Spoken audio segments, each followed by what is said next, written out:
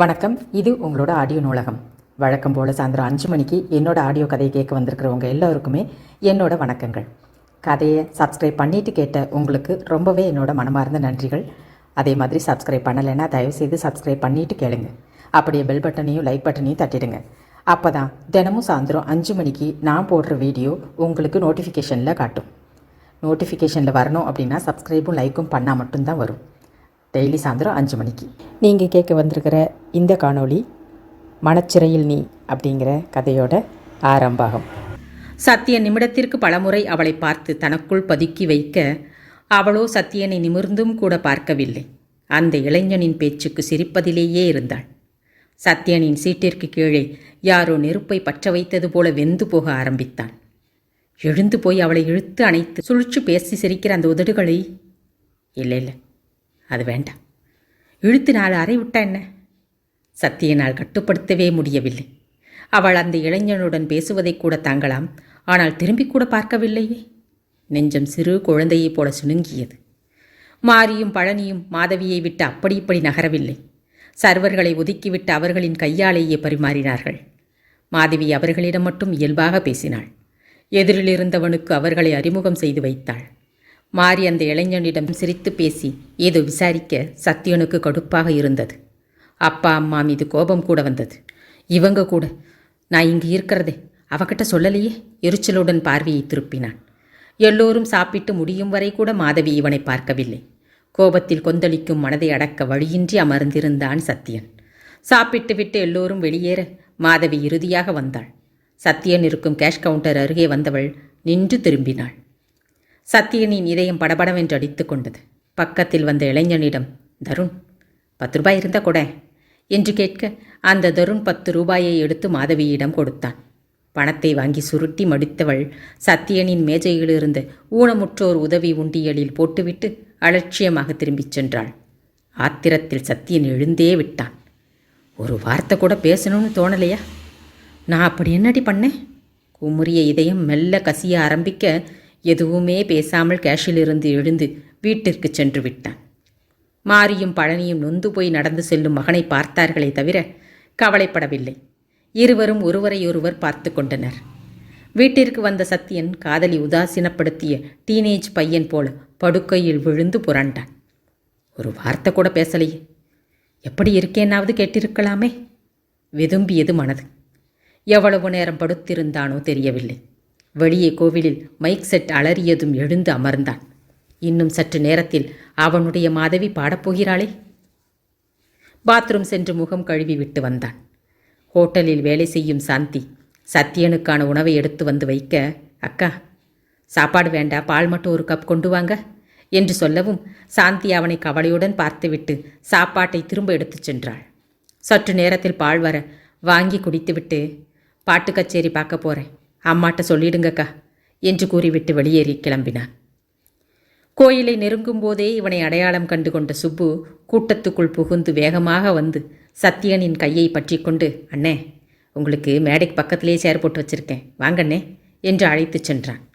சத்தியன் புதிதாய் வந்து ஒட்டி கொண்ட புன்னகையுடன் சென்றான். சுப்பு சொன்னது போல மேடைக்கு சற்று அருகிலேயே கோயில் பக்கமாக மறைவாக ஒரு மூலையில் ஒரு சேரை போட்டு வைத்திருந்தான். இதில் உட்கார்ந்து பாருங்கண்ணே என்றவன் வேறு ஏதோ வேலையாக நகர்ந்துவிட, விழா குழுவினர் சிலர் வந்து தங்களை அறிமுகப்படுத்தி கொண்டு சத்தியனுடன் நட்புடன் பேசிவிட்டு சென்றனர். இன்னும் ஒரு சிலரை சுப்பையா அழைத்து வந்து அறிமுகம் செய்ய, சத்தியன் ஒரு விஐபி போல எல்லோரும் வணக்கம் சொன்னார்கள். சங்கடமாக நெளிந்தான் சத்தியன். எல்லாம் மாதவியால் வந்த வாழ்வு அல்லவா? சத்தியனை விட்டு எல்லோரும் அகன்றனர். விளக்கொளியில் மேடை ஜொலித்தது. பாடல் குழுவினருக்கு மேடையில் சேர்கள் போடப்பட்டதும் எல்லோரும் வந்து அமர்ந்தனர். மாதவியும் வந்து அமர்ந்தாள். வாத்திய கருவிகள் சோதனை முழக்கமாக ஒளியெழுப்பியது. முதலில் சில அம்மன் பாடல்கள் பாடப்பட்டது. அடுத்ததாக மகேஷ் வந்தான். அவனுடன் ஜோடிப்பாடல் பாட வேறு ஒரு பெண் வந்தாள். இருவரும் சில பாடல்களை பாடிவிட்டு போய் அமர்ந்தனர். சத்தியனின் மனம் மாதவியின் வருகைக்காக தவித்தது. வெகு நாட்கள் கழித்து அவனுக்கு பிடித்த பாடலை கேட்கப் போகும் ஆர்வம் நெஞ்சை நிறைக்க எதிர்பார்ப்புடன் நிமிர்ந்து அமர்ந்தான். மயக்குடன் மாதவி வந்தாள். கூடவே தருண் வந்தான். இருவரும் ஒருவரையொருவர் பார்த்து புன்னகைத்து கொண்டனர். மைக்கை கையால் மூடிவிட்டு எந்த பாடல் முதலில் பாடுவது என்று ரகசியமாக பேசிக்கொண்டனர். முதல் பாடலாக ஜென்டில்மேன் படத்தில் உசிலம்பட்டி பெண்குட்டி பாடலை தருண் ஆரம்பிக்க மாதவி தொடர்ந்து பாடினாள். சத்யனுக்கு பாடல் ரசிக்கவில்லை. அதிலும் சில வரிகளுக்கு அந்த தருண் மெல்ல நடனமாட ஆரம்பித்து மாதவியை நோக்கி தனது கையை நீட்ட, மாதவியும் ஒரு கையில் மைக்கை பிடித்து கொண்டு மறு கையால் தருணின் கையை பற்றி கொண்டு கால்களை அசைத்து லேசாக ஆடியபடி பாட ஆரம்பிக்க கூட்டத்தில் விசில் சத்தம் காதை கிழித்தது. மாதவி தருண் ஜோடி பாடல் மிக சிறப்பாக அமைந்தது. இருவரும் ஒருவரையொருவர் பார்த்து கொண்டும் ஆடிக்கொண்டும் பாடலை பாட கூட்டம் ஏகமாய் கைத்தட்டியது. சத்யன் புகைய ஆரம்பித்தான். அடுத்த பாடலும் இவர்களே பாடினார்கள். தருண் தான் ஆரம்பித்தான். சத்யனுக்கு இருப்பு கொள்ளவில்லை. எழுந்து போய்விடலாமா என்று நினைத்தாலும் மாதவி நிச்சயம் பாடுவாள் என்ற ஆசை ஒருபுறம் அவனை இருக்க வைத்தது. ஆனால் கச்சேரியின் இறுதி வரை சத்யனுக்கு பிடித்த பாடலை மாதவி பாடவே இல்லை. சத்யனுக்கு ஒரு யோசனை தோன்ற தனது சட்டை பையிலிருந்து ஒரு சீட்டும் 500 ரூபாய் பணமும் எடுத்தான். சீட்டில் ஜானி படத்தின் காற்றில் எந்தன் கீதம் காணாத ஒன்றை தேடுதே என்ற பாடலை பாடவும், உங்கள் ரசிகன் என்று எழுதி அந்த 500 ரூபாயையும் உள்ளே வைத்து தன் காலடியில் அமர்ந்திருந்த சுப்புவிடம் கொடுத்து, இதை கொண்டு போய் மேடையில் கொடு சுப்பு என்றான். சுப்பு வாங்கி கொண்டு போய் மேடையில் இருந்த மகேஷிடம் கொடுக்க அவன் வாங்கி படித்துவிட்டு மாதவியிடம் காட்டினான். இருவரும் ஏதோ பேசிய பிறகு மைக்குடன் வந்த மகேஷ், ஒரு ரசிகர் தனக்கு பிடித்த பாடலை பாடும்படி எழுதி கொடுத்து அதனுடன் 500 ரூபாய் பணமும் கொடுத்திருக்கார். ஆனால் நாங்கள் கச்சேரிக்கு வாங்குகிற பணம் தவிர மேடையில் யாரிடமும் வாங்குவதில்லை. அதனால் இந்த பணத்தை கோயில் உண்டிலில் செலுத்திவிட்டு அந்த ரசிகர் கேட்டுக்கொண்ட பாடலை பாடுகிறோம் என்றான். சொன்னது மட்டுமில்லாமல் விழா குழுவினரிடம் சத்யனின் பணத்தையும் கொடுத்து விட்டான். மாதவி மைக்குடன் வந்தாள். அந்த ரசிகர் பாடச் சொன்ன பாடலை என்னால் இன்று பாட முடியாது. அந்த பாடலின் வரிகள் மறந்து போனதால் அவருக்காக எனக்கு பிடித்த பாடல் ஒன்றை பாடுகிறேன் என்ற மாதவி பாட ஆரம்பித்ததும் சத்யனால் ஏமாற்றத்தை தாங்க முடியவில்லை. அந்த பாட்டை கேட்கும் உரிமையை கூட இழந்து விட்டேனா? கண்கள் சட்டென்று கலங்கிவிட சீற்றத்துடன் எழுந்தான். அங்கிருந்த சேரை ஒரு உதை விட அது 4 அடி தள்ளிப்போய் விழுந்தது. சுப்பு திகைப்புடன் பார்த்தான். கூட்டத்துக்குள் புகுந்து வீட்டை நோக்கி நடந்தவனை மாதவி பாடிய பாடல் விடாமல் துரத்தியது. சத்யன் கோபமாக செல்வதை மேடையில் இருந்தபடி பார்த்து கொண்டிருந்த மாதவி தனது பாடலை நிறுத்தவே இல்லை. அவளுக்கு தெரியும் அந்த சீட்டை தந்தனுப்பியது சத்யன்தான் என்று. ஆனாலும் அந்த பாடலை பாடாததற்கு காரணம் சத்யன் மனதில் வெறும் பாடகியாக மட்டும் ஏன் இருக்க வேண்டும் என்ற எண்ணம்தான். அடுத்ததாக இத்தனை நாட்களாக தன் குரல் மூலமாக சத்யனை நிலை பெறலாமல் வாழ வைத்த அந்த பாடலை இனி மேடையில் பாடுவதில்லை என்று மாதவி ஏற்கனவே முடிவு செய்திருந்தாள். அது பாட வேண்டிய இடம் எதுவென்று அவளுக்குள் ஒரு உறுதி இருந்தது. சத்யனின் கோபம் மாதவியின் வழிகளை குளமாக்கியது. கண்ணீரை கூட்டத்தினர் காணாதவாறு பாட்டில் கவனத்தை செலுத்தினாள். கச்சேரி முடிந்து கூட்டம் கலைந்தது. மேடையிலிருந்து இறங்கியவள் கைகளை மாறி வந்து பற்றி கொண்டாள். கூடவே பழனியும் நின்றிருந்தார். மாதவி சங்கடமாய் தலைகுனிய, ஏன் தாய் தலை கவுத்துக்கிற? என் அவன் கோபம் எனக்கு தெரியாதா? ஆனால் அவன் சொன்ன பாட்டை பாடிட்டு போக வேண்டியது தானே கண்ணு என்று மாறி கேட்கவும் கலங்கிய விழிகளுடன் நிமிர்ந்த மாதவி சத்யன் கேட்ட பாடலை பாடாததற்கான தனது காரணங்களை சொல்ல, நீ சொல்கிறதும் சரிதான் தாய். இந்த பய வீம்பு இன்னும் எம்புட்டு நாளைக்குன்னு பார்க்கலாம் என்று மாறி மாதவிக்கு பரிந்து வந்தாள். அப்பொழுது சுப்பையாவும் அங்கே வர அவர் மகளின் திருமண ஏற்பாடுகள் பற்றி சற்று நேரம் பேசிவிட்டு வீட்டிற்கு கிளம்பினாள் மாதவி. மாரியும் பழனியும் பாட்டுக் கச்சேரிக்கு ஏற்பாடு செய்த தங்களின் முயற்சி வெற்றியா தோல்வியா என்று தெரியாமல் புரியாமல் வீட்டுக்கு வந்தனர். சத்யனின் அறையில் ஃபேன் சுழலும் சத்தம் மட்டும் கேட்டது. படுத்திருப்பான் என்று நினைத்து மாரி ஹாலில் படுத்துக்கொள்ள பழனி ஹோட்டலுக்கு சென்றார். அறைக்குள் படுத்திருந்த சத்யனின் கொதிப்பும் கோபமும் அடங்கியிருந்தது. கோபத்திற்கு பதிலாக கண்ணீர் மெல்ல அதன் தடத்தை அவனுள் பதித்தது. மாதவியின் ஒதுக்கம் தன்னை இவ்வளவு பாதிக்கும் என்று சத்யனுக்கு அப்போதுதான் புரிந்தது. அவளின் ஒரு பார்வை கூட என்னை தொடவில்லையே, அவ்வளவு வெறுக்கும்படி நான் என்ன செய்தேன்? அவள் தம்பி செய்தது மட்டும் சரியா என்று சத்யன் எண்ணும் போதே, அவள் தம்பி செய்ததற்கு மாதவியை அவமதித்து நீ பேசியது மட்டும் சரியா என்று இவன் மனமே இவனை எதிர்கேள்வி கேட்கவும் பதில் தெரியாத முகத்தை மூடிக்கொண்டான். இப்படித்தானே அன்று அவளுக்கும் வலித்திருக்கும் என்று கண்ணீருடன் சென்ற மாதவிக்காக இன்று அழுதான் சத்யன்.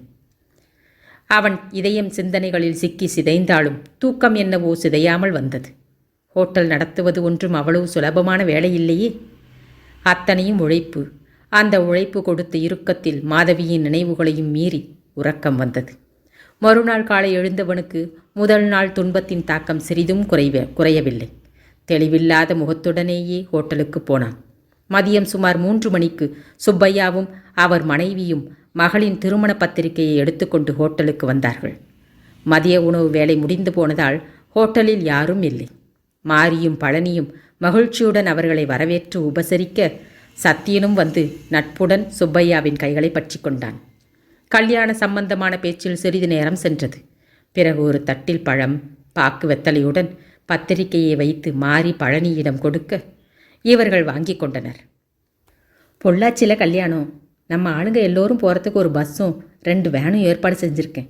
எல்லோரும் வந்துடுங்க மதினி என்று மாரியிடம் சுப்பையாவின் மனைவி சொல்ல, சத்தியன் பத்திரிகையை பிரித்து படித்துவிட்டு, அம்மாவும் அப்பாவும் வருவாங்க மாமா என்று சொன்னான். அதெல்லாம் வேணாப்பா, நீயும் கண்டிப்பாக வரணும், கட்டாயம் என்று சுப்பையா சொன்னார். சத்தியன் புன்னகையுடன் தலையசைத்து மறுத்துவிட்டு வீட்டிற்கு போய்விட, அவன் வரமாட்டானே, நானும் இவரும் வரோம் என்று மாறி கூறினாள். அட என்னம்மா நீ இப்படி இருக்க, நானே கஷ்டப்பட்டு இந்த கல்யாணத்துக்கு மாதவியையும் வர சொல்லியிருக்கேன். நீ என்னடாண்ணா நீங்கள் 2 பேரும் வரேன்னு சொல்கிறீங்க. போயிட்டு திரும்ப 2 பகல் 2 நைட் ஆகும்.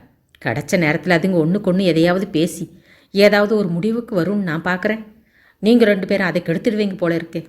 முதல்ல ஏதாவது சாக்குப்போக்கு நீங்கள் 2 பேரும் வராமல் இருக்கிறதுக்கு சொல்லிவிட்டு நின்றுட்டு மாப்பிள்ளைய கல்யாணத்துக்கு அனுப்புங்க. அதுக்கப்புறம் இந்த ஆண்டவன் விட்ட வழி என்று சுப்பையா விளக்கமாகவும் கொஞ்சம் கோபமாகவும் கூட கூறினார். மாரி வியப்பில் கண்களை விரித்து, மாதவி கல்யாணத்துக்கு வருதானே என்று கேட்டார்.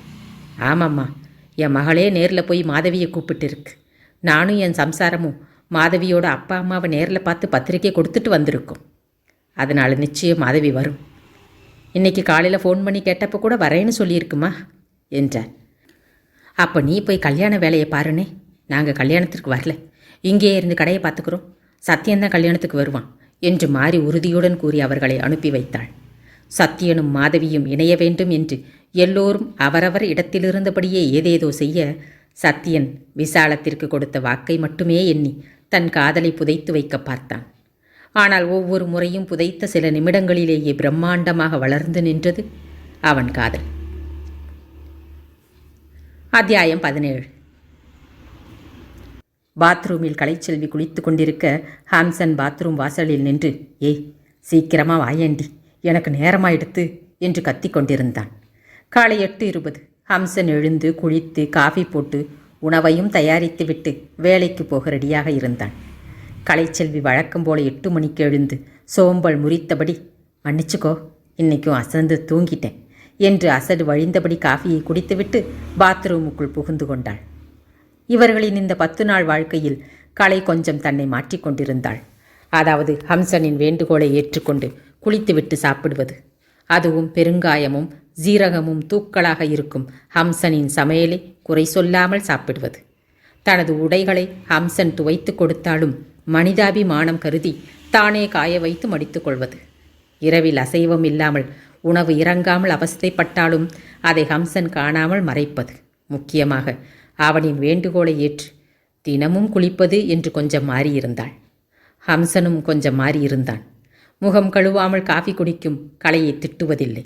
துணி துவைக்க தனது அம்மா தரவில்லை என்று கைவிரித்தவளைக் கண்டு கடுப்பாகாமல் மனதுக்குள் அவளை பெற்றவர்களை திட்டிக்கொண்டே தன் துணிகளோடு அவளது துணிகளையும் சேர்த்து துவைப்பது. இரவில் தாறுமாறாக உடைகள் களைந்து போய் சிறு குழந்தை போல உறங்குபவளை கண்டு உள்ளுக்குள் நொந்து போனாலும் கட்டுப்படுத்தி கொண்டு கவுந்து கிடப்பது என ஓரளவுக்கு மாறியிருந்தான். ஆனால் இரவில் அழுவது போல முகத்தை வைத்து கொண்டு சாப்பிடும் மனைவியை காண பரிதாபமாக இருக்கும். அவளை நெருங்கி காதில் ரகசியமாக, தெருவில் ஒரு வண்டியில் பெரிய டபரால ஏதோ வச்சு வித்துண்டு இருக்கா, பிரியாணின்ட்டு ஒரு அட்டையில் வேற எழுதியிருந்தது, நான் வேணும்னா போய் வாங்கிட்டு வந்து தரேன், சாப்பிட்றியா கலை என்று மெல்ல கேட்டான். கவுச்சி வாசனையின்றி சோறு உள்ளே இறங்காவிட்டாலும் ஹம்சன் சொன்னதும் கோபமும் வந்தது. ஒரு மண்ணும் வேணாம், நான் ஒன்று கேட்டனா, போ போ என்று கூறிவிட்டு அவசரமாக சோற்றை அள்ளி விழுங்கிவிட்டு போய் படுத்துக்கொள்வாள். ஹம்சனுக்கு அவள் கோபம் சிரிப்பைத்தான் வரவழைக்கும். எல்லாவற்றையும் எடுத்து வைத்துவிட்டு அவள் அருகில் வந்து மெல்ல சரிந்து படுத்து கலைச்செல்வியை தன் பக்கமாக திருப்பி அணைத்து கொள்வான். நான் ரொம்ப கஷ்டப்படுத்துகிறேனா கலை என்று சங்கடமாக அவன் கேட்ட மறுநொடி கலை அவனை இறுக அணைத்துக் கொள்வாள். அப்படி சொல்லாதே. ஏன்? அதை தின்னா என் வயிறு தான் நிறையும். தின்னாமல் இருந்தால் என் மனசு நிறையும். எனக்காக நீ என்னவெல்லாம் செய்கிற? உனக்காக நான் இந்த கருமத்தை திங்காமல் இருக்க முடியாதா? எனக்கு நீ போதும் அம்சு என்று ஆசையாக கூறி அவன் காதை கடிப்பாள். கலையின் வார்த்தையில் ஹம்சனுக்கு தேகமெல்லாம் சிலிர்த்து போகும். இழுத்து இறுக்கிக் கொள்வான் அந்த இளம் பூவையை. குறும்புடன், என்னென்ன செஞ்சேன்னு சொல்கிறேன். நான் தான் இன்னும் உனக்கு ஒன்றுமே செய்யலையே என்று ரகசியமாக கூறுவான். கலை சுதாரித்து அவனை உதறி, ஏய் கொஞ்சம் விட்டா போதுமே, இடத்த கொடுத்தா மடத்தை பிடுங்குற ஆளுப்பா நீ, முதல்ல உன் இடத்துல போய் படு என்று அதட்டுவாள். ஹம்சன் மறுக்க மாட்டான். தனது இடத்தில் போய் படுத்துக்கொள்வான். கலையின் முகத்தை பார்த்தபடி உறங்கி போவான். இதெல்லாம் மறுநாள் காலையில் தலைகீழாக மாறிவிடும். ஐய, இது என்ன குழம்பு இப்படி இருக்கு, ஒரே பெருங்காய நாத்தம் என்று முகம் சொலிப்பாள் கலை. நான் என்னடி பண்ணுறது, நேக்கு தெரிஞ்ச மாதிரி சமையல் செய்கிறேன். ஆனால் நல்லாத்தான் இருக்குது, உனக்குத்தான் என் சமையல் பிடிக்கலன்னு சொல்கிறேன் என்று சலித்து கொண்டாலும் சில சமயங்களில் பிடிவாதமாக சாப்பிட மறுப்பவளை தன் கை வளைவில் வைத்து சாப்பாட்டை வம்பாக ஊட்டி விடுவான் ஹம்சன். முதல் 2 வாய் வாங்காமல் பிடிவாதம் செய்வாள். பிறகு கணவனின் கெஞ்சலில் நெஞ்சில் சாய்ந்து கொண்டு சுகமாக சாப்பிடுவாள். ஹம்சன் இப்படி ஊட்ட வேண்டும் என்பதற்காகவே அவள் பிடிவாதம் செய்வதும் உண்டு. அது இருவருக்குமே தெரியும். இருந்தாலும் இந்த விளையாட்டு அந்த 2 குழந்தைகளுக்கும் பிடித்திருந்தது. படிப்புக்கேற்ற வேலை கிடைக்கும் வரை சும்மா சோம்பி கிடக்காமல் ஹரியிடம் கேட்டு அவன் அப்பா நடத்தும் லாரி புக்கிங் ஆஃபீஸில் வேலைக்கு சேர்ந்திருந்தான் ஹம்சன். கம்பெனிகளின் ஃபோன் கால்களை அட்டன் செய்து லோடு கேட்கும் லாரிகளுக்கு லோடு குறித்து கொடுக்கும் வேலை. வாடகை மற்றும் புரோக்கர் கமிஷன் எல்லாம் ஹரியின் அப்பா பேசிக்கொள்வார். இவன் வேலை லோடு சொல்லும் கம்பெனிகளின் ஃபோன்களை குறித்து வைத்து லாரி டிரைவர்களுக்கு சொல்லுவது மட்டும்தான். அவர்களுக்கு வாடகை கட்டுப்படியானால் லோடுக்கு போவார்கள். இரவும் பகலும் செயல்படும் லாரி ஆஃபீஸில் ஹம்சனுக்கு பகலில் மட்டும்தான் வேலை. இரவில் வேறு ஒருவர் வந்து விடுவார். தினமும் 9:30க்குள் போக வேண்டும். நீ தான் சாப்பிட்டையே, அப்புறம் ஏன் கத்துற? நான் வர நேரமாகவும், நீ வேலைக்கு போ என்று கலையின் குரல் பாத்ரூமில் இருந்து கேட்டது. ஹம்சனுக்குள் சின்ன எதிர்பார்ப்பு. பாத்ரூம் கதவை நெருங்கி நின்று, இல்லை கலை, நான் இன்னும் சாப்பிடல, நீ வா, 2 பேரும் சேர்ந்து சாப்பிடலாம் என்றவன் கதவின் மீது கிடந்த கலைச்செல்வியின் உடைகளில் புடவையை மட்டும் நைஸாக இழுத்தான். மெல்ல மெல்ல நழுவி கீழே விழுந்தது புடவை. காலால் அந்த புடவையை இன்னும் கொஞ்சம் தள்ளிவிட்டு உள்ளுக்குள் சிரித்து கொண்டு வாயை மூடியபடி சத்தமில்லாமல் வந்து அமர்ந்து விட்டான் ஹம்சன்.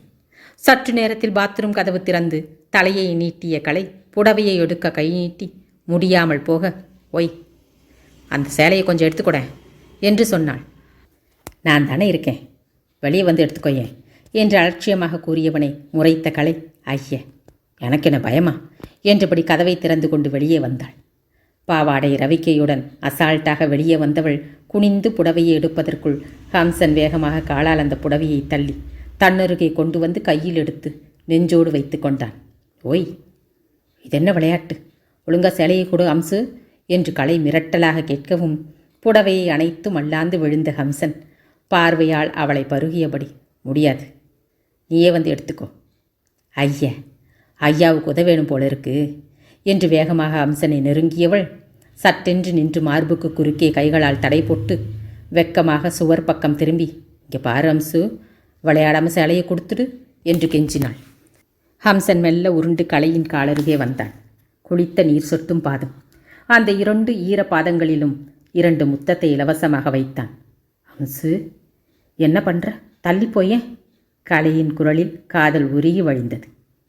அவள் தள்ளிப்போ என்று சொன்னாளா? முத்தம் பாதங்களுக்கு மட்டும்தானா என்று சினுங்கினாளா? 2வதாகத்தான் இருக்கும்.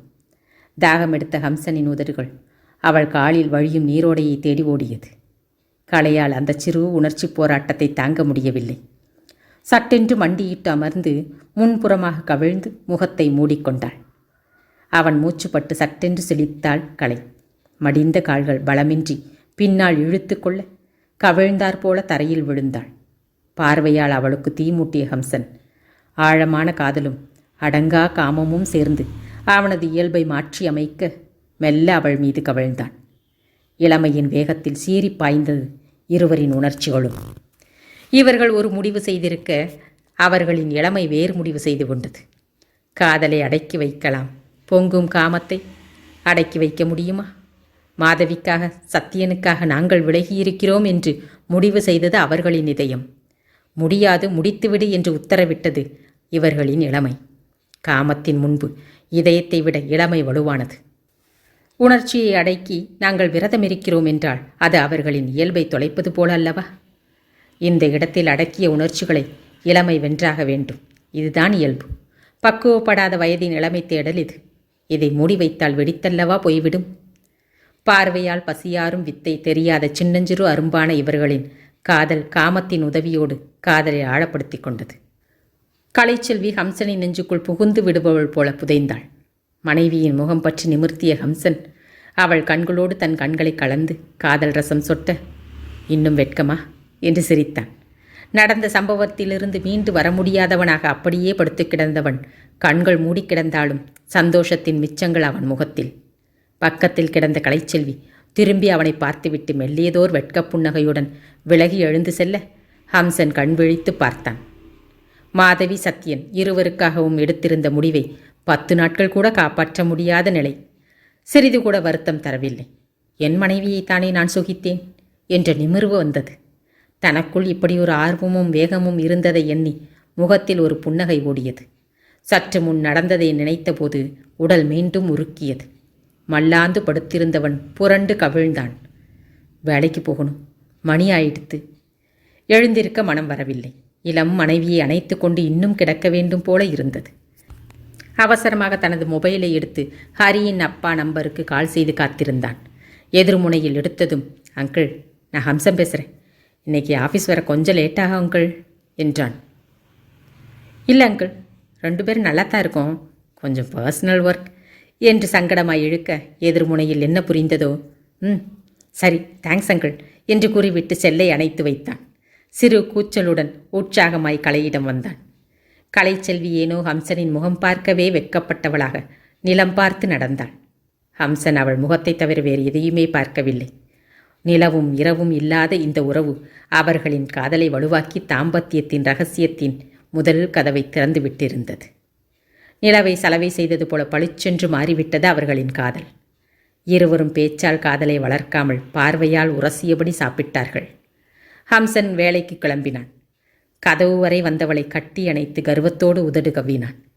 மீண்டும் விடுவித்த போது வெட்கத்தில் தலை குனிந்தவளை உரிமையோடு முகம் நிமிர்த்தி களைந்த கூந்தலை சீர்படுத்தி, நல்லா தூங்கி ரெஸ்ட் எடு கலை என்று காதலோடு குறிவிட்டு கிளம்பினான். ஏதோ ஒரு காதல் பாடலை ஹம் செய்தபடி மாடிப்படிகளில் தாவி இறங்கியவனை கண்ணை விட்டு மறையும் வரை பார்த்து கொண்டு விழுந்துவிட்டு வீட்டுக்குள் வந்தாள் கலை. சற்று முன் நடந்த காதல் சேர்க்கைக்கான அடையாளங்கள் அந்த சிறு வீடு முழுவதும். கலைச்செல்வி சிவந்து போனாள். வெட்கமாக முகத்தை மூடிக்கொண்டு சுவற்றில் சாய்ந்தாள். அப்பாவி காதலி காணாமல் போய் பொறுப்புள்ள மனைவியாக முகம் மகிழ்ச்சியில் துலங்க ஆடைகளை அள்ளி பாத்ரூமுக்குள் போட்டுவிட்டு வீட்டை சுத்தம் செய்தாள். துணிகளை துவைத்து காய வைத்தாள். அகோர பசியில் ஆக்கி வைத்த அத்தனையும் உண்டுவிட்டதால் தனக்கு தெரிந்த மாதிரி மீண்டும் உணவு சமைக்க ஆரம்பித்தாள்.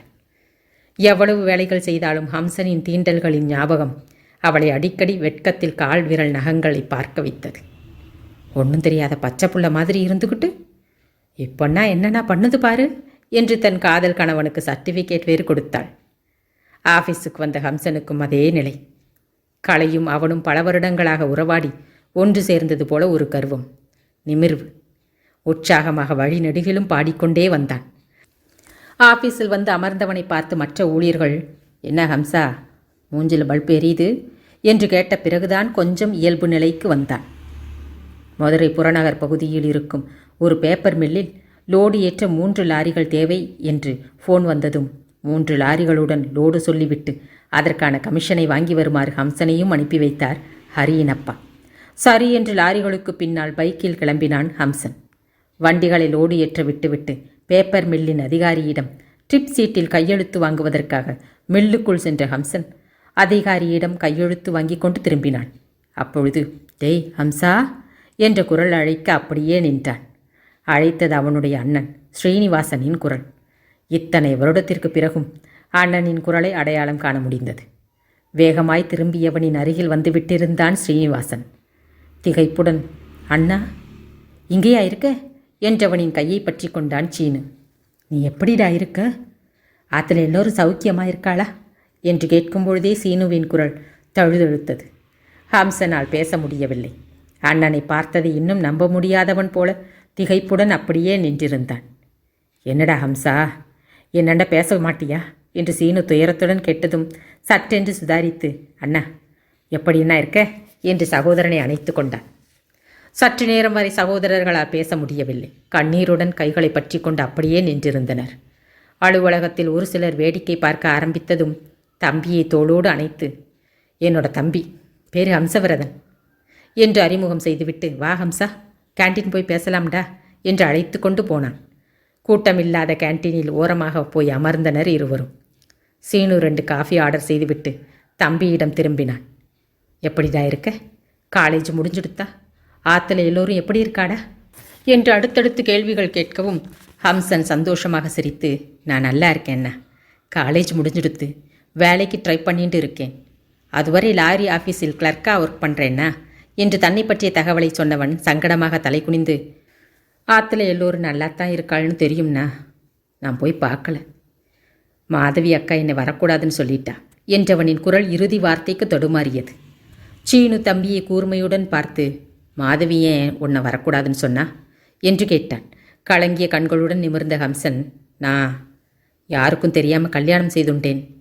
கோபம்னா அக்காவுக்கு என்றான். சீனுவின் அதிர்ச்சி வெளிப்படையாக தெரிய, என்னடா சொல்கிற? உனக்கு கல்யாணம் ஆயிடுத்தான்? ஐயோ, என்னடா வயசாச்சு நோக்கு என்றவன் கோபமாய் ஹம்சனை பார்த்தான். ஹம்சன் கண்களை துடைத்து கொண்டு நிமிர்ந்தான்.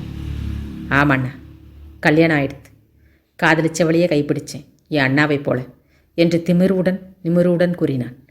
சீனுவுக்கு என்ன சொல்வது என்றே தெரியாமல் தம்பியை பார்த்தான். எதையோ நினைத்து 2 கைகளாலும் தன் தலையில் அடைத்து கொண்டான்.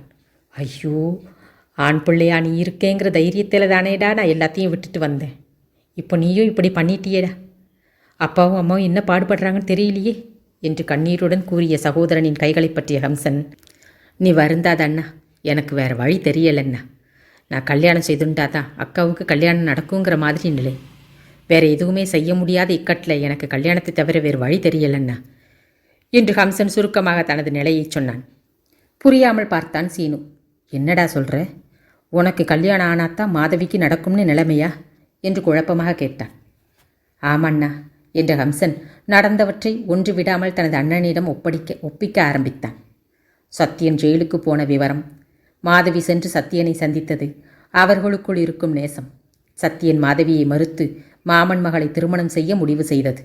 பிறகு இவன் மாதவி சத்தியனுக்காக கலைச்செல்வியை பார்க்க போனது, அவள் மீது காதல் கொண்டது, வேறு வழி ஏதும் இல்லாமல் அவசரமாக திருமணம் செய்து கொண்டது.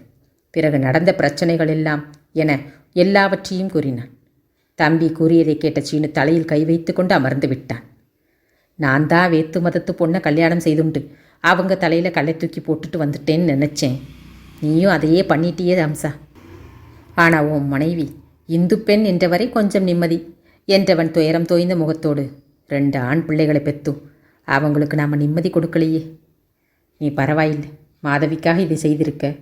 ஆனாண்ணா, என் செயலில் சுயநலம் தவிர வேறு எதுவுமே இல்லையே என்று தலை குனிந்தான். அண்ணா, நீ அவங்க கூட நல்லா தானே இருக்க? அதுதான் மன்னி கூட என்று சந்தேகம் கேட்டான். நல்லா தான் இருக்கேன்டா, எனக்கு ஒரு குறையும் இல்லை. நல்ல வேலை, அன்பான மனைவி, அழகா ஒரு மகன்.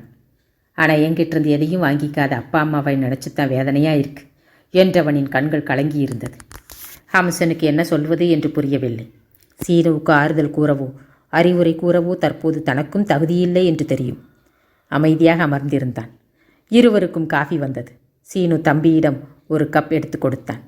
இருவரும் குடித்து முடித்ததும் எழுந்து வெளியே வந்தனர். ஹம்சன் கிளம்ப வேண்டுமே என்பது போல அண்ணனை பார்த்தான். சீனு அமைதியாக தம்பியின் கையை பிடித்து கொண்டு நின்றிருந்தான். சற்று பொறுத்து, நீ கூட என் குழந்தைய வந்து பார்க்கணும்னு சொல்லலையே ஹம்சா. அப்படி என்னடா நான் பாவம் பண்ணேன் என்றவன் சட்டென்று உடைந்து போகவும் ஹம்சனால் தாங்க முடியவில்லை. அண்ணா என்று அணைத்து கொண்டவன், என்னை உன் வீட்டுக்கு கூட்டிகிட்டு போனா குழந்தையையும் மண்ணியையும் பார்த்துட்டு போகிறேன் என்றான் விசும்பலுடன். நன்றியுடன் தம்பியின் கையை அழுத்திய சீனு, சத்த இருடா, ஆஃபீஸில் பர்மிஷன் போட்டுட்டு வரேன் என்று ஆஃபீஸ் உள்ளே ஓடினான். ஹம்சனுக்கு தனது அண்ணனை பார்க்க பரிதாபமாக இருந்தது. எல்லாம் இருந்தும் உறவுகள் ஒதுக்கினால் எவ்வளவு வலிக்கும் என்பது அவனது சோர்ந்த முகத்தில் தெரிந்தது. கொஞ்ச நேரத்திலேயே அவனது பைக்கை தள்ளிக்கொண்டு ஓடி வந்த சீனு, நீயும் வண்டியிலேயா வந்திருக்க என்று தம்பியிடம் கேட்டான். ஆமாண்ணா, நீ முன்னாடி போ, நான் பின்னாடியே வரேன் என்றவன் தான் வந்த வண்டியை போய் எடுத்து வந்தான். வீடு பக்கத்திலேயே இருந்தது. அந்த பேப்பர் மில்லின் குவார்ட்டர்ஸ் என்பது பார்த்த உடனேயே தெரிந்தது. இருவரும் வண்டியை நிறுத்திவிட்டு இறங்கி கேட்டை திறந்து கொண்டு உள்ளே போனார்கள். மூடியிருந்த கதவை தட்டி, சல்மா கதவை திற என்று சீனு குரல் கொடுத்ததும், இதோ வரை சீனு என்ற பெண்ணின் குரல் உள்ளிருந்து கேட்டது. சற்று நேரத்தில் கதவை திறந்த சீனுவின் மனைவி சல்மா கணவனுடன் வந்திருந்த மற்றொருவனைக் கண்டு தயங்கி சட்டென்று கதவுக்கு பின்னால் மறைந்தாள். என் தம்பி ஹம்சன் தான் சல்மா என்று மனைவிக்கு தகவல் சொன்னபடி கதவை திறந்து கொண்டு தம்பியின் கையை பற்றி அழைத்து உள்ளே சென்றான் சீனு. சிறிய வீடானாலும் அழகாக இருந்தது. ஹாலில் கிடந்த சேரில் தம்பியை உட்கார வைத்தவன் திகைப்புடன் நின்றிருந்த மனைவியைக் கண்டு, என்ன சல்மா அப்படியே நிற்கிற, ரிஷி எங்க என்று கேட்டான். சற்றென்று தெளிந்த சல்மா, இதோ உள்ள விளையாடுறான் என்று பக்கத்து அறைக்குள் ஓடி குழந்தையை தூக்கி வந்தாள். சீனு மகனை வாங்கி ஹம்சனிடம் அவன் மடியில் விட்டு, ரிஷி சித்தப்பா பாருடா என்று சொல்லும்போது குரலில் கண்ணீர் கலந்து வரவும், என்னண்ணா இது என்று அண்ணனை சமாதானம் செய்து அண்ணன் மகனை தூக்கி கொண்டான். குழந்தை விசாலத்தின் ஜாடையில் இருந்தான். வட்ட முகமும் பெரிய கண்களுமாக 2 வயதில் துருதுருவென்று இருந்தான். அண்ணன் மகனை கொஞ்சிய ஹம்சன், நம்ம அம்மா மாதிரியே இருக்கான்னா, பேரு ரிஷியா என்று கேட்டான். ரிஷ்வந்த் ஆயுப் என்ற சீனு சல்மாவை மேரேஜ் பண்ண பிறகு என்னையும் அவ மதத்துக்கு மாறச் சொல்லி ரொம்ப வற்புறுத்தினா. நான் பிடிவாதமாக மறுத்துட்டேன். சல்மாவும் என் பக்கம் இருந்ததால் என்னை மேலும் வற்புறுத்த முடியல அவங்களால. இதனாலேயே சல்மா வீட்லேயும் யாரும் வர்றதில்லை என்றவனின் குரலில் தனிமையின் வழி. சல்மா கையில் காஃபியுடன் வந்து, இந்தாங்க தம்பி என்றதும் ஒரு கையால் குழந்தையை பிடித்து கொண்டு மறு கையால் காஃபியை வாங்கிய ஹம்சன், நான் உங்களை விட ரொம்ப சின்னவன்தான் மன்னி, ஹம்சன்னே கூப்பிடுங்கோ என்றான். ஹம்சனின் மன்னி என்ற வார்த்தை சல்மாவின் முகத்தில் நிறைய மாற்றங்களை ஏற்படுத்தியது. லேசாக கண்கலங்க, இதை சொல்ல இத்தனை வருஷமா? காதலிக்கிறது அவ்வளோ பெரிய பாவமா? யாருமே இவரை ஏற்றுக்கவே இல்லையே. நான் தான் வேண்டாம், ஆனால் சீனு ரொம்ப பாவம். எங்கள் பிள்ளை அவன் என்ன பாவம் பண்ணா? சல்மாவின் குரலில் வருஷக்கணக்காய் அடிபட்ட வலி.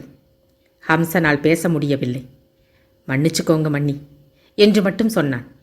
சீனு வந்து தம்பியின் தோள் தொட்டு, பரவாயில்லடா, நீ வந்துட்ட, இனி எல்லாம் நல்லதே நடக்கும் என்றவன் மனைவியிடம் ஜாடை செய்துவிட்டு, கொஞ்சம் இருடா வரேன் என்று பக்கத்து அறைக்கு செல்ல சல்மாவும் அவன் பின்னால் சென்றாள். உள்ளே இருவரும் பேசும் குரல். தன்னை பற்றித்தான் இருவரும் பேசுகிறார்கள் என்று புரிய ரிஷியை வைத்து கொண்டு அமர்ந்திருந்தான். கொஞ்சம் பொறுத்து வந்த சல்மா, நாங்கள் தான் இப்படின்னா நீயாவது கொஞ்சம் யோசிச்சிருக்கலாம். ஆனால் மாதவிக்காக நீ இவ்வளவு செய்திருக்கேன்னு நினச்சா சந்தோஷமாக தான் இருக்கு என்றாள். ஹம்சன் கொஞ்சம் சங்கடமாய் சிரித்தபடி அமர்ந்திருக்க அறைக்குள்ளிருந்து வந்த சீனுவின் கையில் ஒரு 500 ரூபாய் கட்டு இருந்தது. சல்மா மகனை வாங்கி கொள்ள தம்பியின் கையை பிடித்து பணத்தை வைத்தான் சீனு. அவ்வளவு பணத்தை பார்த்து பதறிப்போன ஹம்சன் வேகமாய் எழுந்து, என்னண்ணா இது, ஏன் இவ்வளவு பணம் என்று கேட்டான். இந்த வயசில் கல்யாணத்தை பண்ணிட்டு அந்த பெண்ணையும் காப்பாற்றணும். இந்த பணத்தை வச்சு வீட்டுக்கு தேவையானது வாங்கிக்கோடா. நீ கெமிக்கல் இன்ஜினியரிங் முடித்ததுக்கு நான் வேலை செய்கிற ஃபேக்ட்ரியிலேயே வேலை கிடைக்கும். எம்டி கிட்ட பேசி உனக்கு வேலைக்கு ஏற்பாடு பண்ணுறேன்டா. அது வரைக்கும் இந்த பணத்தை வச்சு செலவை பார்த்துக்கோ என்றான் சீனு. அவனது பாசம் ஹம்சனின் கண்களை கலங்கச் செய்தது.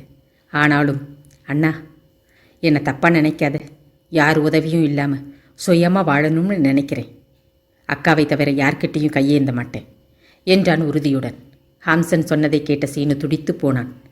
இதை செய்யக்கூட எனக்கு தகுதி இல்லையா ஹம்சா? மாதவி கொடுத்தா வாங்குவ, நான் கொடுத்தா வாங்க மாட்டியா? நான் துரோகியா ஹம்சா என்று உணர்ச்சி வசப்பட்டு பேசினான். அப்படி இல்லைண்ணா, எனக்கு அம்மாவை விட அக்கா தான் உசத்தி.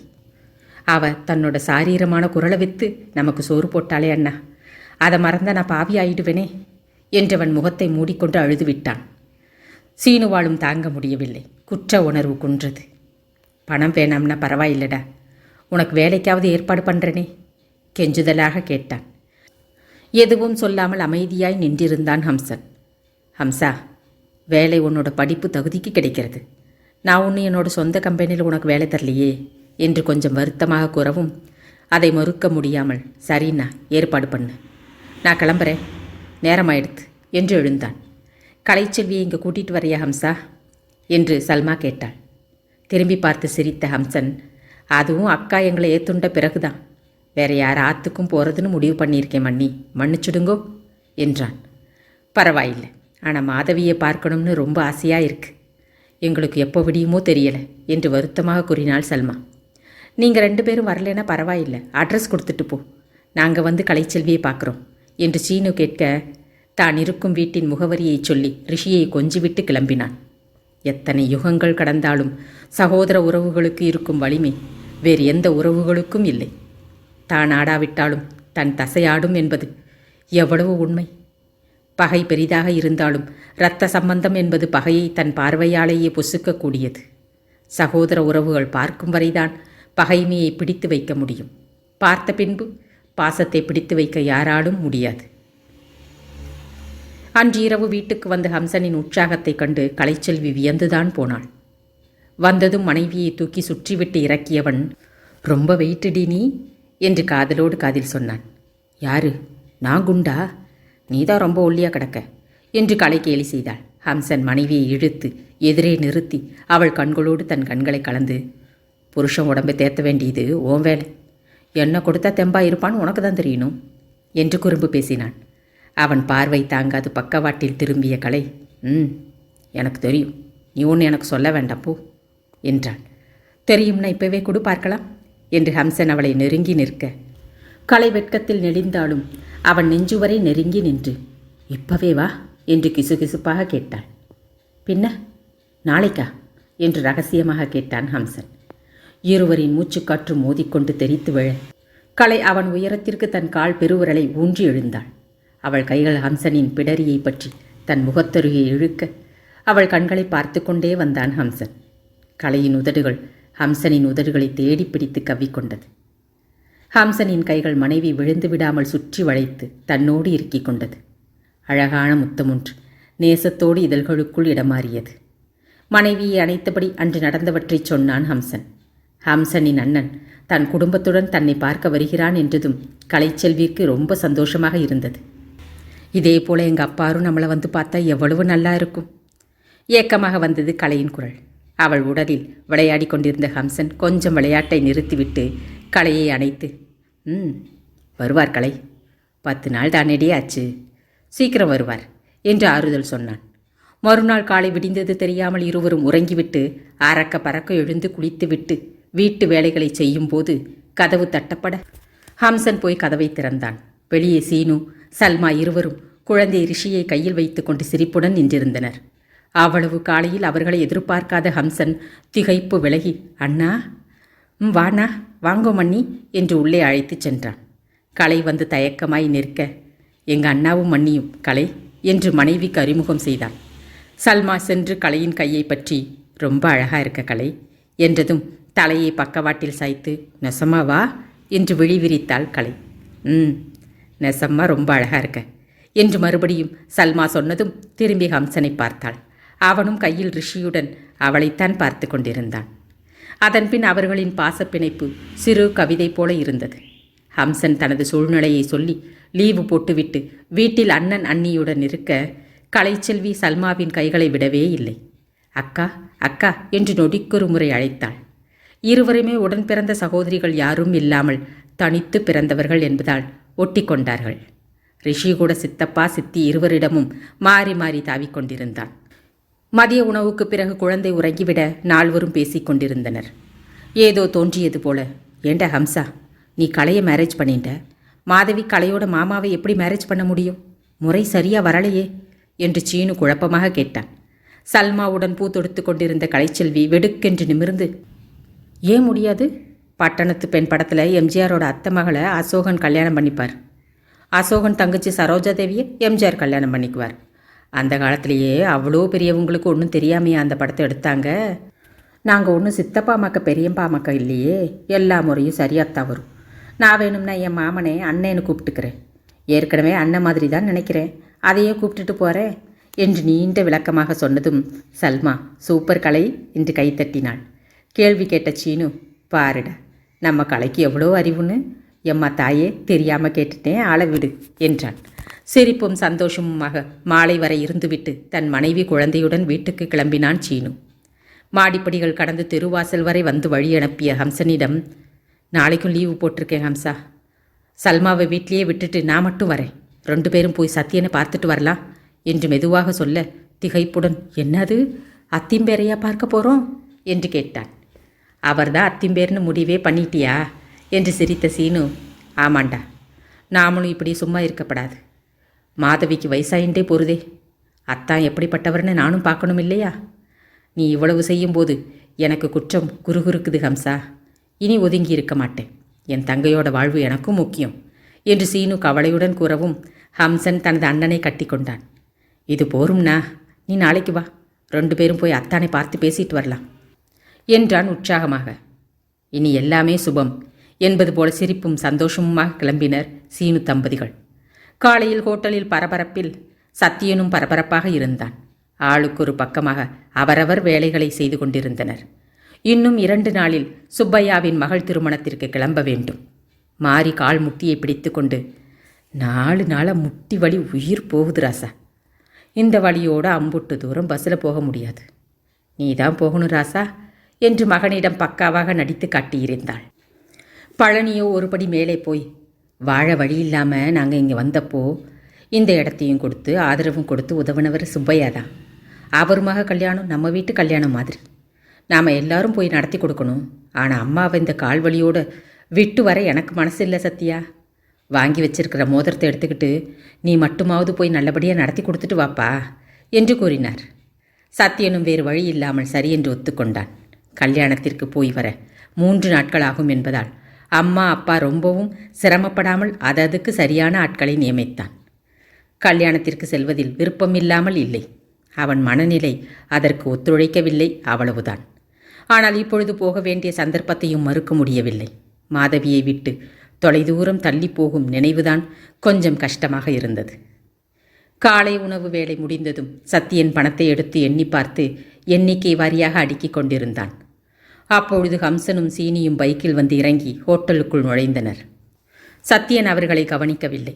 பணத்தை எண்ணுவதில் அவன் கவனம் இருந்தது. அவன் சிந்தனையோ, நான் எண்ணும் அத்தனை பணத்துக்கும் வழி செய்த என் தேவதை இப்பொழுது என் அருகில் இல்லையே. இரவெல்லாம் என் இதயத்திற்குள் தனது தங்க பாதங்கள் வைத்து நடைபயிலும் என் காதலி பகலில் பறந்து விடுகிறாளே என்று மாதவியையே எண்ணமிட்டது, வட்டமிட்டது. அத்தியாயம் 18. அத்திம்பேர் என்ற குரல் கேட்க பணத்தை எண்ணிக்கொண்டிருந்த சத்தியன் சட்டென்று நிமிர்ந்தான். கேஷ் கவுண்டரின் கண்ணாடி தடுப்புக்கு மறுபுறம் நின்றிருந்த இருவரையும் சற்று திகைப்புடன் பார்த்தான். ஹம்சனை அடையாளம் தெரிந்தது. கூட வந்திருக்கும் இவன் யார் என சத்தியன் யோசிக்கும் போதே, அத்திம்பேர், இவர் என் அண்ணன் ஸ்ரீனிவாசன், உங்களை பார்க்கணும்னு வந்திருக்கார் என்று ஹம்சனே அறிமுகம் செய்து வைத்தான். அவன் புன்னகையுடன் பேசும்போது அதற்கு மேலும் இறுக்கத்துடன் அமர்ந்திருப்பது நாகரிகமல்ல என்று புரிய, வாங்க என்று இருவரையும் பொதுவாக அழைத்த சத்தியன் எழுந்து வெளியே வந்தான். ஹோட்டல் டேபிளை காட்டி, உட்காருங்க என்றவன் சமையலறை பக்கம் திரும்பி, அப்பா 3 காஃபி கொடுத்து அனுப்புங்க என்று கூறிவிட்டு அவர்களுக்கு எதிரே இருந்த நாற்காலியில் அமர்ந்தான். சீனுவின் பார்வை சத்தியனின் கம்பீரத்தை ஆராய்ந்து கொண்டிருந்தது. பார்வையிலேயே தன் தங்கைக்கும் சத்தியனுக்கும் 10 பொருத்தம் பார்த்து விட்டான். எல்லாம் திடப்பொருத்தம்தான் என்று திருப்தியுடன் மூச்சு விட்டான். காஃபியை பழனியே எடுத்து வந்தார். அவரிடமிருந்து காஃபி ட்ரேயை வாங்கிய சத்தியன், ஏன்பா நீ எடுத்துட்டு வந்த, யாரும் இல்லையா என்று கேட்டான். ஹம்சனை பார்த்து புன்னகைத்தபடி, நம்ம வீட்டு ஆளுங்க தானேப்பா என்று மகனை சமாதானப்படுத்திவிட்டு காஃபியை எடுத்து ஹம்சனுக்கும் சீனுவுக்கும் கொடுத்தார். அவர் கேட்கும் பொழுதே ஹம்சன் முந்திக்கொண்டு, மாமா, இவர் என் அண்ணா ஸ்ரீனிவாசன், அத்திம்பேரை பார்க்கணும்னு சொன்னார், அதான் அழைச்சிட்டு வந்தேன் என்று பழனியிடம் கூறிவிட்டு சீனுவிடம் திரும்பி, அண்ணா, இவர்தான் அத்திம்பேரோட அப்பா, நமக்கு மாமா என்றவன் அப்பொழுதுதான் வந்த மாரியை காட்டி, இவதான் மாமி என்று பரஸ்பரம் அறிமுகம் செய்து வைத்தான். சீனு புன்னகையுடன் எழுந்து இருவரையும் கைகூப்பி, வணக்கம் மாமா, மாமி என்றான். மாரிக்கு ஏற்கனவே ஹம்சன் செல்லப்பிள்ளை. இப்பொழுது சத்தியனுக்காக அவன் இவ்வளவு செய்த பிறகு இன்னும் செல்லமாகி போனான். ஹம்சன் பக்கத்தில் வந்து அவன் கன்னத்தை வழித்து தன் நெற்றியில் முற்றி திருஷ்டி கழித்தவள், ஏஞ்சாமி, எப்போ வந்தாக? பொஞ்சாதி வந்ததும் இந்த ஆத்தாளை மறந்து போச்சே எஞ்சாமி என்று சிரித்தபடி கேட்டாள். ஹம்சன் சட்டென்று வெட்கப்பட்டு, கேலி பண்ணாதில் மாமி, நான் ஒன்றும் யாரையும் மறக்க மாட்டேன் என்றான். ஆமாம், அந்த சின்ன சிறுக்கி எப்படி இருக்கா ராசு என்று மாறி கலைச்செல்வியை பற்றி கேட்ட மறுநொடியே ஹம்சனின் முகத்தில் பல்பு எரிந்தது. நல்லா இருக்கா மாமி என்று சந்தோஷமாக கூறினான்.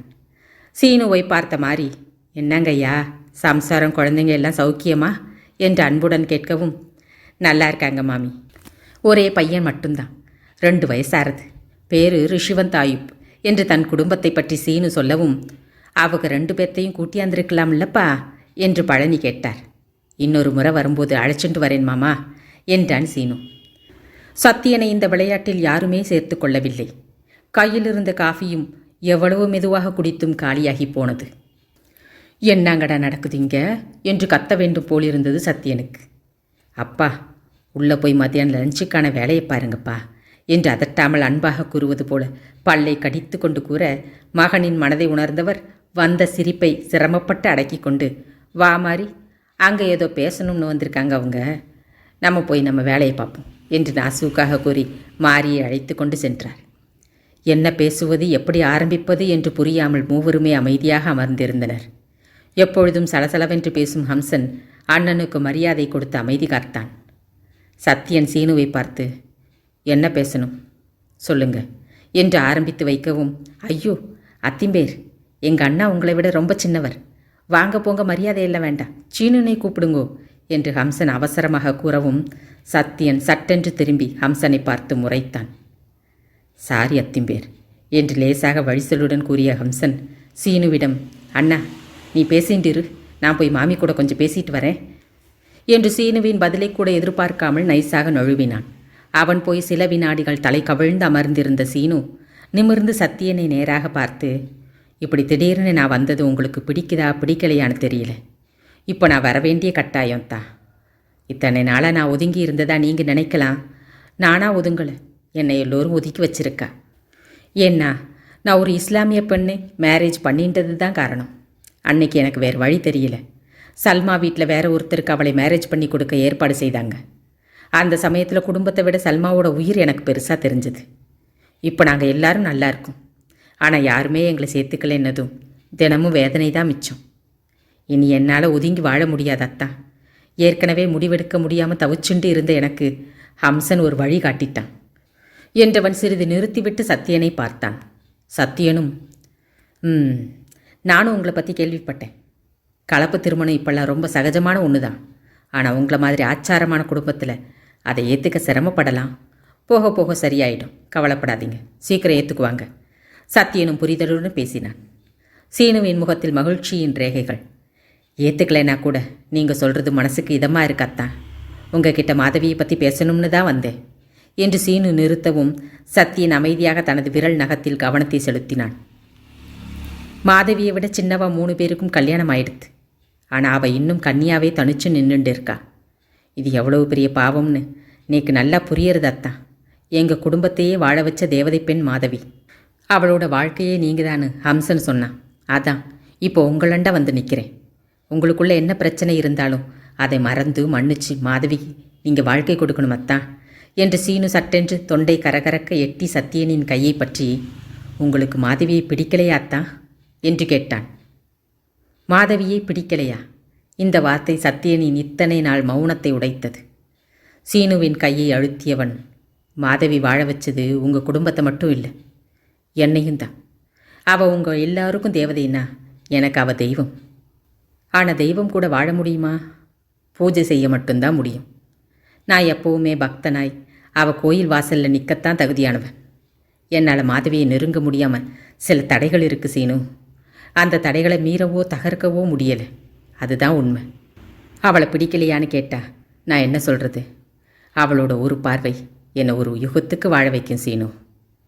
இத்தனை நாளாக யாரிடமும் பகிரப்படாமல் இருந்த சத்தியனின் மனது முதல் முறையாக சீனுவிடம் பகிரப்பட்டது.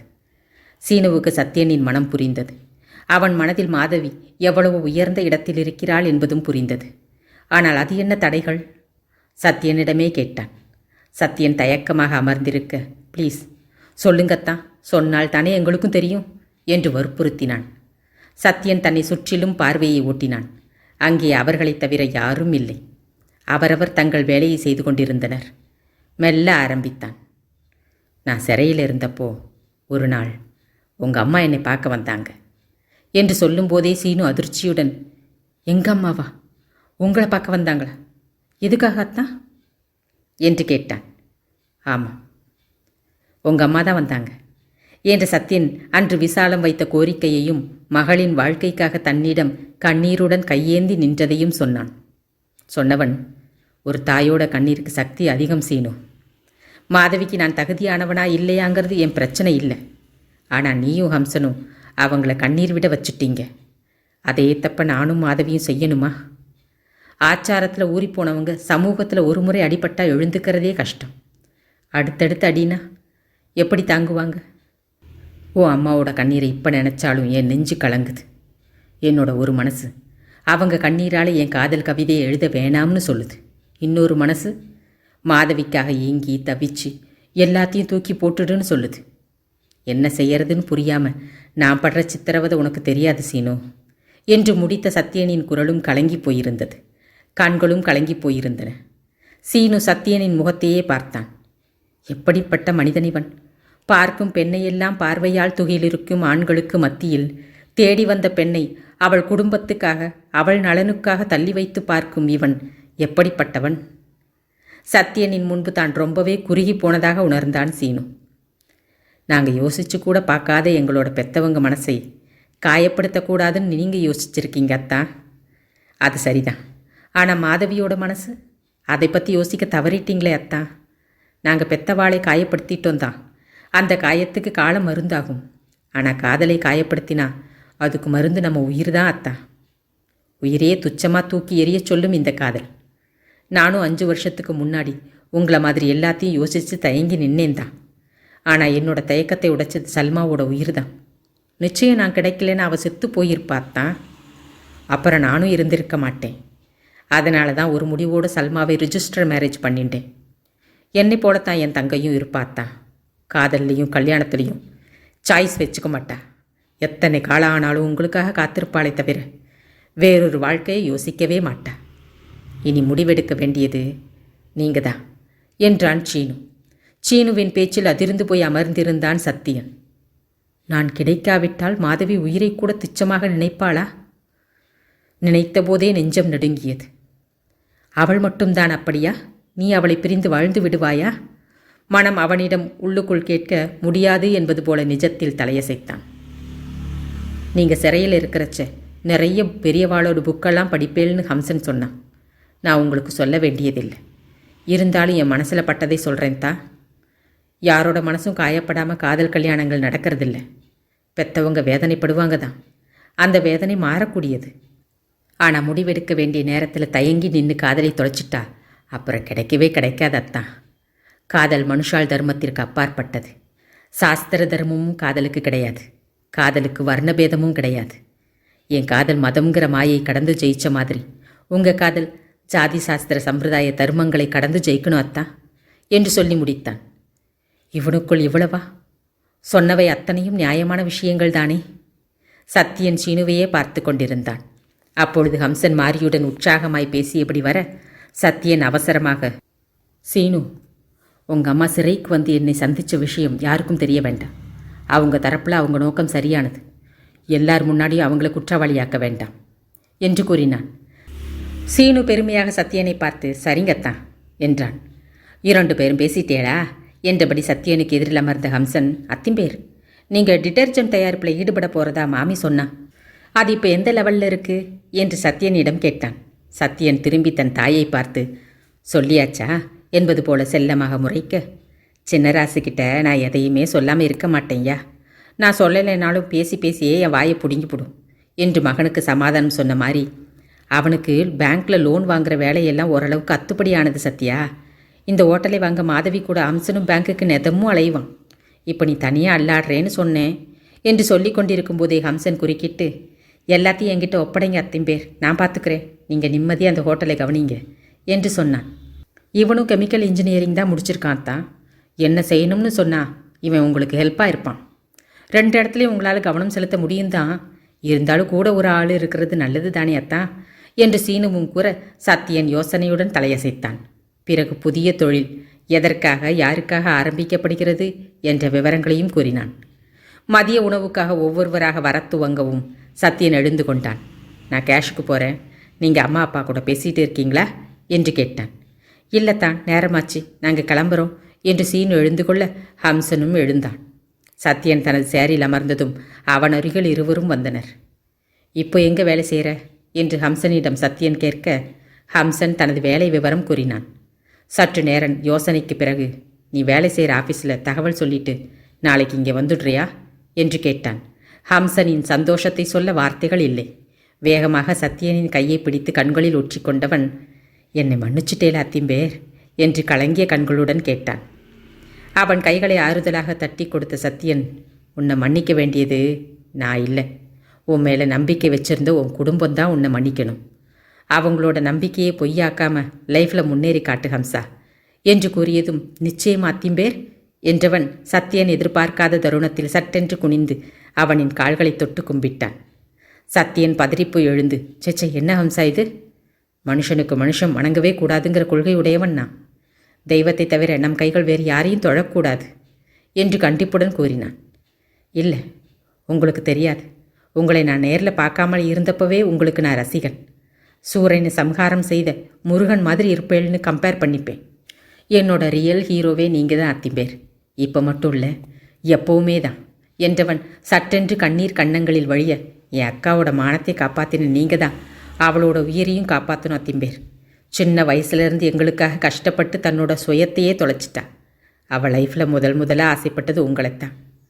நீங்கள் தான் அவளுக்கு எல்லாமே அத்திம்பேர் என்று உணர்ச்சி வசப்பட்டு மேலே பேச முடியாமல் கண் கலங்கியவனை சத்தியன் அணைத்து கொண்டான். மாதவி என் உயிர் ஹம்சா, எனக்கு வாழும் ஆசை நிறைய இருக்குது. அதனால் என் உயிரை எப்போவுமே பிரிய நினைக்க மாட்டேன். சீக்கிரமே நல்ல முடிவோடு நான் வரேன். நீங்கள் 2 பேரும் என்னை நம்பலாம் என்று கூறியதும் சகோதரர்கள் இருவரும் நிம்மதியுடன் சத்தியனை பார்த்தனர். தன் தங்கையை மணக்கப் போகிறவன் எப்பேற்பட்ட ஆள் என்பதை புரிந்தது போல புன்னகையுடன் இவர்களை பார்த்து கொண்டிருந்தான் சீனு. தன் தோளில் தலை சாய்த்து குழந்தை போல விசும்பிக் கொண்டிருந்தவனை ஆறுதலாய் தட்டி கொடுத்தபடி, என்னடா உன்னை நம்பி எங்கள் வீட்டு பொண்ணை கொடுத்திருக்கோம், நீ என்னடானா குழந்தை பிள்ளை மாதிரி அழுகுற? எங்கள் களை பார்த்தா தூணு துப்ப போறாடா என்று ஹம்சனை கேலி செய்தான் சத்தியன். நீங்கள் வேற அத்தா, அக்கம் பக்கம் யார் இருக்கான்னு கூட 2ம் பார்க்கறது கிடையாது. எப்போ பாரு ஒருத்தர் சாப்பிட்ற மாதிரி பார்த்துக்கிட்டே இருக்கிறதுகள். நேற்று ரிஷி கன்னத்தில் களை முத்தம் கொடுத்தாள். உடனே இவன் குழந்தையை வாங்கி அதே கன்னத்தில் முத்தம் கொடுக்குறான். பாவம் குழந்தைக்குத்தான் கண்ணை சிவந்து போயிடுது. இவனை போய் குழந்தைன்னு சொல்கிறேலேத்தான். சீனு தன் பங்கிற்கு தம்பியின் காலை வாரிவிட்டான். சத்தியனிடமிருந்து விலகி வந்த ஹம்சன், என்னண்ணா இது என்று அழகாக வெட்கப்படவும் அவனை பார்த்து மற்ற இருவரும் வாய்விட்டு சிரித்து விட்டனர். ஹம்சன் சத்தியனின் செல்ல பிள்ளையைப் போல சலுகையாய் கையை பற்றி கொண்டு, சீக்கிரம் அக்காவை கட்டிண்டு எங்கள் ரிஷிக்கு ஒரு மருமகளை பெற்றுக் கொடுங்க அத்திம்பேர் என்றான். இப்பொழுது சத்தியன் வெட்கமாய் நெளிந்தபடி சங்கடமாய் சிரிக்க அவனை பார்த்து மற்ற இருவரும் சிரித்தார்கள். சாப்பிட்டவர்கள் பணம் கொடுக்க வர ஆரம்பிக்க, சரிங்கத்தா நாங்கள் கிளம்புறோம் என்று சீனு விடைபெற மாறி வேகமாக வந்து 2 பூப்பந்துகளை பாலித்தீன் கவர்களில் போட்டு, சல்மா கிட்டையும் கலைச்செல்வி கிட்டையும் கொடுங்கப்பா என்று கொடுத்து அனுப்பினாள். இருவரும் பைக்கில் ஏறி புறப்பட சத்தியன் புன்னகை மாறா முகத்துடன் அவர்கள் போன திக்கையே பார்த்தான். சீனு ஹம்சன் இருவரையும் சந்தித்த பிறகு அவன் மனநிலையே முற்றிலும் மாறிப்போனது. உதடுகள் உற்சாகத்துடன் காதல் பாடல்களை முணுமுணுக்க, மனமோ சுதந்திரமாக மாதவியை கட்டி அணைத்து காதல் செய்தது. இத்தனை நாட்களாக சைவமாய் பார்வையால் காதலித்தவன் முதல் முறையாக அசைவம் வேண்டுமென்று அடம்பிடித்து அவள் உதடுகளை நெருங்கினான். நினைவில்தான். சுப்பையாவின் மகள் திருமணத்திற்கு செல்ல வேண்டிய தினமும் வந்தது. மாரியும் பழனியும் சுப்பையாவின் உதவிக்காக காலையிலேயே கல்யாண வீட்டிற்கு போய்விட்டனர். சத்தியன் ஹம்சனை வைத்துக்கொண்டு ஹோட்டல் வேலைகளை பார்த்து கொண்டிருந்தான். மாலை 6 மணிக்கு பஸ் வந்ததும் கிளம்ப வேண்டும் என்பதால் ஹம்சன் செய்ய வேண்டியவர்களை விவரமாக சொல்லிக் கொடுத்தான். பேங்க் வேலை நேரம் போக ஹோட்டலுக்கு வந்து அப்பாவுக்கு ஒத்தாசையேறடா ஹம்சா, அவரால் தனியாக பார்த்துக்க முடியாது என்று சத்தியன் சொல்லவும், நீங்கள் கவலைப்படாமல் போயிட்டு வாங்க அத்திம்பேர், எல்லாம் நான் பார்த்துக்கிறேன் என்று தைரியமாக கூறினான் ஹம்சன். அன்று சத்தியனை பார்த்துவிட்டு போன மறுநாள் காலை 9 மணிக்கெல்லாம் ஹரியின் அப்பாவிடம் விவரம் சொல்லி வேறு நபரை வேலைக்கு வைத்துக்கொள்ள சொல்லிவிட்டு சத்தியனிடம் வந்து விட்டான். அதன்பின் இருவரும் பைக்கை எடுத்துக்கொண்டு கிளம்பினர். வங்கிக்கு சென்று விவரம் சேகரித்துவிட்டு தொழில் தொடங்க பார்த்திருந்த இடத்தை ஹம்சனுக்கு காட்டினான். அன்று இரவு வரை அது சம்பந்தப்பட்ட வேலையே சரியாக இருந்தது. மறுநாள் தேவையான உபகரணங்கள், மூலப்பொருட்கள் வாங்குவது தொடர்பான வேலையாக இருவரும் சுற்றினார்கள். ஓரளவுக்கு எல்லா விவரங்களையும் ஹம்சனை நேரில் அழைத்துச் சென்று காட்டி புரிய வைத்து தயார் செய்த பிறகு, இதோ இன்று எல்லாவற்றையும் அவன் பொறுப்பில் விட்டுவிட்டு கல்யாணத்திற்கு கிளம்புகிறான் சத்யன். அவன் மனம் மாதவியை பற்றியும் ஒரு முடிவுக்கு வந்திருந்தது. திருமணத்திற்கு போய் வந்ததும் மாதவியின் தாயாரை சென்று சந்தித்து பேச வேண்டும். சீனு, ஹம்சன் இருவரையும் விசாலம், வெங்கடேசன் இருவரிடமும் ஒப்படைக்க வேண்டும். அதன் பிறகுதான் மாதவி விஷயத்தை பற்றி அவர்களிடம் ஒப்புதல் வாங்க வேண்டும் என்று முடிவு செய்திருந்தான். இரு குடும்பத்திலும் மூத்தவனாக தான் இருந்து செயல்பட வேண்டும் என்று பொறுப்புடன் சிந்தித்திருந்தான். மாலை 6 மணிக்கு சத்யன் தனக்கு தேவையான உடைகளை லெதர் பையில் எடுத்து வைத்து கொண்டு கிளம்பினான். ஹோட்டல் கல்லாவிலிருந்து கொஞ்சம் பணத்தை எடுத்து தனது பர்சில் வைத்து கொண்டான். அப்பொழுது பழனி வந்து மோதிரம் இருந்த டப்பாவை சத்யனிடம் கொடுக்க, கால் முட்டியை பிடித்து கொண்டிருந்த மாரி, என்ன வலி வலிக்குது என்று முணங்கியபடி மகனை பார்த்து பத்திரமா போயிட்டு வாராசு, இன்னும் கொஞ்சம் பணத்தை எடுத்து வச்சுக்கையா என்று கூறினாள். அதான் மேரேஜுக்கு அத்திம்பேர் போறேன்னு கிளம்பிட்டாரே, இன்னும் ஏன் மாமி காலை பிடிச்சுட்டு முணங்குறேள் என்று ஹம்சன் மாரியின் நடிப்பை காட்டி கொடுக்க, அடப்பாவி பயலே, புசுக்குன்னு போட்டு உடச்சிட்டியடா என்று மாறி எழுந்து ஹம்சனை அடிப்பதற்காக விரட்ட, ஹம்சன் வந்து சத்தியனின் பின்னால் மறைந்து கொண்டு, பின்ன நீங்கள் அத்திம்பேரை ஏமாத்துறத நானும் எவ்வளோ நேரம்தான் பார்த்துக்கிட்டு இருக்கிறது என்றான். மாரி மகனை பார்த்து அசடு வழிய சிரித்தபடி நிற்க, அப்போ கால்வழி நடிப்பா என்று திகைப்புடன் கேட்ட சத்தியன், என்ன கல்யாணத்துக்கு ஆசை மருமகள் வராளாக்கும் என்று சிரிப்புடன் கேட்டான். ஆமா ராசு, போகிற இடத்துலையாவது 2 பேரும் நல்லபடியாக பேசி ஒரு முடிவுக்கு வாங்கப்பா. நாங்களும் எம்பிட்டு நாளைக்கு தான் காத்திருக்கிறது. மாதவி கிட்ட கோவப்படாமல் பேசுகண்ணு என்று பாசத்துடன் கூறினாள். சத்தியன் எதுவும் சொல்லவில்லை. தாயின் கையை பற்றி கொண்டு நின்றிருந்து விட்டு, சரிம்மா கிளம்புறேன் என்று புறப்பட்டான். பஸ் சுப்பையாவின் வீட்டு வாசலில் நின்றிருந்தது. எலுமிச்சை, பூசணிக்காய் எல்லாம் சுற்றி போடப்பட்டு கிளம்பியது. மாதவி வருவாள் என்று ஹம்சன், மாறி இருவரும் வந்து வாசலில் நின்று பார்க்க அவள் வரவில்லை. மணப்பெண்ணோடு இன்னும் சிலர் காரிலும் ஏற்பாடு செய்யப்பட்ட வேன்களிலும் கிளம்பிச் சென்றனர். பேருந்தில் தெருமக்களும் இன்னும் சில உறவினர்களும் ஏறி அமர்ந்தனர். சத்யன் பஸ்ஸில் ஏறி அமர்ந்தான். சுப்பையாவின் உறவு கூட்டம் நிரம்பி வழிந்தது. பேருந்தின் கடைசியில் இருவர் மட்டும் அமரக்கூடிய இருக்கையை சத்யனுக்காக ஒதுக்கியிருந்தார் சுப்பையா. பேருந்துக்குள் ஏற்கனவே இருந்த சுப்பு வேகமாக வந்து பையை வாங்கி மேலே வைத்துவிட்டு, உட்காருங்கண்ணே என்று சீட்டை காட்டினான். சத்யனும் சுப்புவும் ஒரு இருக்கையில் அமர்ந்து கொண்டனர். மாதவியை தேடியது சத்யனின் விழிகள். பேருந்து கிளம்பியும் கூட மாதவி வரவில்லை. கிளம்பும் வரை சத்யனின் மனதில் எந்தவித எதிர்பார்ப்பும் இல்லை. ஆனால் இப்பொழுது மாதவிக்காக ஏங்கியது. வருவாள்னு சொன்னாங்களே, இன்னும் காணுமே. தேடியது அவன் இதயம். சமீப காலமாக மாதவியை சீக்கிரம் அடைய வேண்டும் என்ற வேட்கை அதிகமாக கிளர்ந்தது. பேருந்து மேம்பாலத்தில் ஓடி யானைக்கல்லை கடந்து சிம்மக்கல் வந்து நின்றது. பேருந்தின் கதவு திறக்கப்பட சீட்டிலிருந்து எழுந்து எட்டி பார்க்க துடித்த மனதை அடக்க ரொம்ப சிரமமாயிருந்தது. பஸ்ஸில் மாதவி ஏறவும் சத்யனின் உணர்வுகளை சொல்ல வார்த்தைகள் இல்லை. சுப்புவுக்கு என்ன புரிந்ததோ, அக்கா வந்தாச்சுனே என்று கூற சத்யன் சிரிப்புடன் தலையசைத்தான். ஆனால் பேருந்து புறப்படவில்லை. மாதவி படியிலேயே நின்றிருந்தாள். யாருக்காக காத்திருக்கா என்று சத்யன் பார்க்கும்போதே மாதவியின் முகம் சிரிப்பில் மலர தருண் பேருந்தில் ஏறினான். காற்றுப்பட்ட நீர்க்குமிழியாய் பொசுக்கென்று உடைந்து போனது சத்யனின் இதயம். அவ்வளவு நேரமாக ஏக்கமாய் காத்திருந்தவனுக்கு சரியான பரிசு கொடுத்திருந்தாள் மாதவி. வெறுப்புடன் மாதவியை பார்த்துவிட்டு முகத்தை ஜன்னல் பக்கமாக திருப்பிக் கொண்டான். தருண், மாதவி இருவரும் சத்யனுக்கு எதிர்ப்புறமாக 2 இருக்கைகளுக்கு முன்பு அமர்ந்து கொண்டனர். சத்யன் குமுறும் நெஞ்சுடன் அமர்ந்திருந்தான். இவன் எதுக்காக சுப்பையா விட்டு திருமணத்திற்கு வந்திருக்கான் என்ற கேள்வி மண்டையை குடைந்தது. சினம் தனது இஷ்டத்திற்கு மனதை சிதைக்க ஆரம்பித்தது.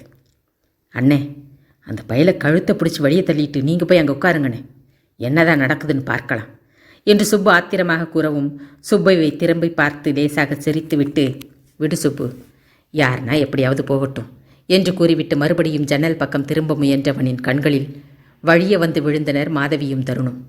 தருண் தன் காதில் இருந்த ஹெட்ஃபோனை மாதவியின் காதுகளுக்கு மாற்றினான். சத்யனுக்குள் வெறி பிடிப்பது போலிருந்தது. தாங்க முடியவில்லை. பேருந்தை நிறுத்தச் சொல்லி இறங்கி வீட்டுக்கு போய்விடலாமா என்று யோசித்தவனை அப்பா அம்மாவின் எதிர்பார்ப்பு நிறைந்த முகங்கள் தொடுத்தது. பல்லை கடித்து கொண்டு முன்னிருக்கையில் தலை சாய்த்து கவிழ்ந்து கொண்டான். நிமிரவே இல்லை. பேருந்து திண்டுக்கல்லை கடந்து பழனி செல்லும் சாலையில் ஒரு கோயில் அருகே ஒதுங்கி நின்றது. சத்தியனின் ஹோட்டலில் ஏற்பாடு செய்யப்பட்டிருந்த இட்லி பார்சல்கள் எல்லோருக்கும் வழங்கப்பட்டது. எல்லோரும் இறங்கி கோயில் மண்டபத்தில் அமர்ந்து சாப்பிட்டனர்.